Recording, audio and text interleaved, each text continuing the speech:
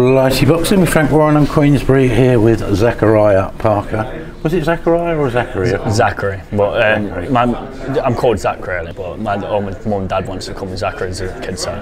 And you got the ring announcer start calling you Zachary because you thought it was more posh, was that right? No, it's like it got a bit more of a ring to it instead of Zach Parker, and it was in that, it's like Zachary Parker. It sounds a bit better, so yeah. And when I was amateur, they always used to announce me as Zachary Parker. So.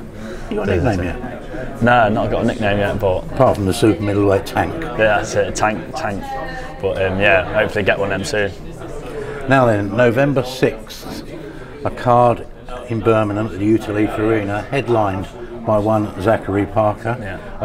I guess you could say that's probably what you've been sort of aiming at all along, isn't it? It's a step on the road, isn't it? Yeah, that's it. Obviously, we want to be on these big shows and headline it's even better. Obviously, it's a bit closer to home for me as well. I only train down the road at West Brom, so yeah, it's good to be able to get like a lot of my fans there. Seeing as we ain't been be able to get fans because of COVID and that. But yeah, I'm looking forward to headlining and putting on a good show in Birmingham. Does that bring a bit of pressure on you to sort of transfer thousands of people from Derby over to Birmingham to get behind you? No pressure. It's just a boxing match to me. I do it every day of my life, and so it's just going to be the same. Get in there, do my thing, and get the win. What about the sort of ticket selling side of it, though? Sort of, you know, with your headline, I guess there's going to be an expectation for a big part of the arena to be with you. Yeah, obviously, ticket selling's a bit like, and people can come or come, but like, yeah, as long as get all the fans there, it's all right. But we're just waiting. I'm just waiting on tickets now. But yeah, it should be good to get all the Derby lot all over and have a good night. Now we're waiting on the final confirmation of opponents, but the names we're hearing are pretty good, and it's going to make for a good fight. Which I guess also also goes towards the other thing you're working towards, is picking up good experience and being in big fights ahead of your world title fight, which we know is probably going to be called sometime in 2022 probably. Yeah, that's it. Just want to be in these big fights with people going to take me a couple more rounds. Like, these last couple of lads are meant to be really tough lads who was meant to take rounds, but I've got them over quite in good fashion. So yeah, it'd be good to get one of these bigger names, and it gets me in good stead for the world title. And that's what we're planning to do, and just keep taking every fight as it comes, and hopefully get our world title next year. How much is the activity helping you at the moment? The fact that every time, you know, since you've been with Frank, you know you've got a fight coming up. How much has that been mentally and everything to help you along? Yeah, I've been loving it. Obviously, before I was with Frank, I was inactive for like 2 years, and since being Frank, he's been putting me out on all his shows, and this will be the second one headline. So yeah, I'm absolutely moving, and I can't thank Frank enough in BT Sport. And yeah, I can't wait to get in there again now. Yeah, well, you've certainly issued a couple of statements since you've been on the books. I mean, if you think back to before, even before your inactivity, it was like all reliant on a World Series boxing show and maybe jumping on someone else's show, wasn't it? Yeah, there was never really any consistency. No, I was always on someone else's show, either a Matchroom show or World Boxing Super Series. Yeah, I went like when I was on the Matchroom shows, I went part of their gang. Here, I'm made feel welcome, part of the family, and yeah, I'm absolutely over the moon with it. And obviously, like I said, I just can't thank Frank and all the team enough. The two fights you've had have been short and explosive. Is that the way you like it, or is there any part of you that wants to go a bit longer, or you just enjoy banging people out? Yeah, obviously I want to show my skills a bit more, but if they're going to go down, then I ain't going to complain. Like, everyone in who watches boxing wants to see these knockouts, and yeah, I'm just going to keep planning getting these stoppages. So that's what everyone excites fans, and like they say, they don't get paid for overtime.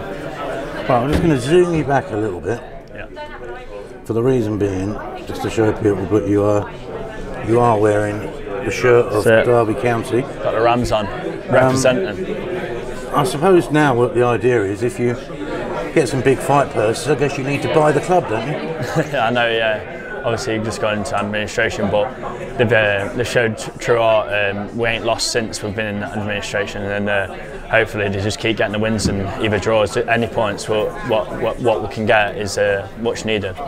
Now I don't want to sort of lay any sort of no offence to any of the football clubs I'm about to mention, but football clubs being in the doldrums and suffering has often worked out very well for boxers from that city. Yeah. When the football team is shit, for want of a better word, and they're struggling down the divisions, the fans like to attach themselves to something successful from the city. I'll give you 2 examples.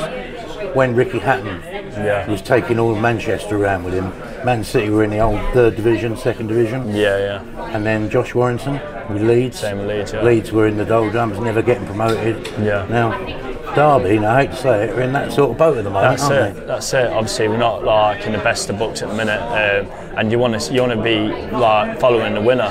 And obviously, I'm undefeated as a boxer, and if all the dog lot want to get behind me, I'm your man to get behind, because I ain't lost yet, and I don't plan on losing. Yeah, I mean, you love the football club. There's no two ways about that. I love it through. I've been going since I was a little kid, and I only went last week, and I love going to the football, and it's part of my life now. You're getting recognised there now?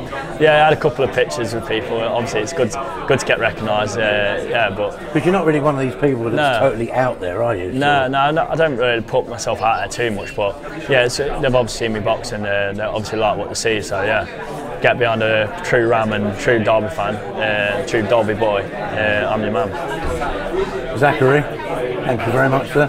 Cheers, mate. Nice. Back with Zach for a quick update. The earlier bit we did was prior to the press conference, during which Francis revealed your next opponent, which is Marcus Morrison. Your thoughts? Yeah, it's going to be a good fight.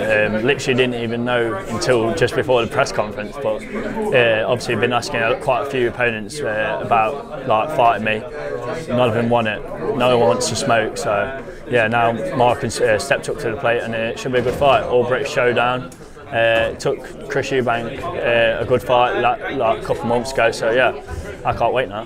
I mean, we were saying before, but you'd like a lot of this sort of international stuff, but in terms of the punters, they like to see you fight English guys, don't they? And sort of, it would just give it that little bit of extra spice, I guess. That's it. Obviously, when you're in England, you want to be boxing England opponents. We've asked loads of people in the past, likes of Rocky Fielding, Chris Eubank and that, but none of them won it. So yeah, Morrison stepped up to a plate, and it should be a good fight. It comes from a good stable, Gallagher's gym, and I can't wait for November 6th now.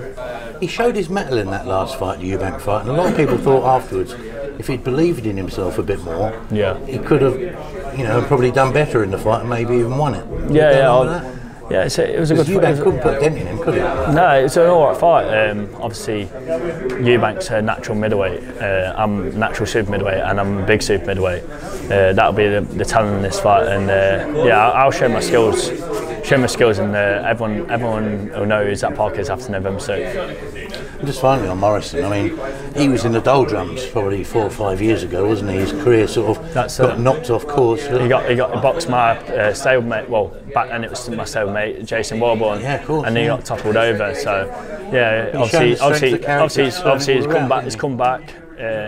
come back and got his career back on plan, but yeah, I don't see no difference from the Jason Warborn fight and my fight, so just have to wait and see. Are you going to say to Jason you're going to do it better than him? Yeah, that's it. Have the better of him, and I wind Jason up about it. Well, it's a good fight. We're looking forward to it. We'll see you soon, Zach. Nice one, mate. Cheers, mate.